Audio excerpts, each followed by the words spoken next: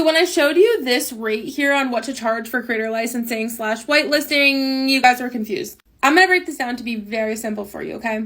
We're going to do the math together. The equation is 25 to 30% of the base rate per 30-day period. Let's say for the sake of this example, the deliverables are $1,000. This is going to be your base rate. Now, say that the brand is asking for 3 months of that whitelisting access. So 25 to 30%, I usually start at 30%, so I have a little bit of room to negotiate. So the first thing we need to do is do that calculation. What is 30% of the base rate of $1,000? That's $300. That is per 30-day period. Since the brand is asking for 3 months of that whitelisting access, we take that $300 that we got right here, multiply it by 3 months equals $900. So that $900 is the price for just the whitelisting usage access, okay? Not the whole package. We have to take the $1,000 for the deliverables plus the $900 for the usage, and we get $1,900 total.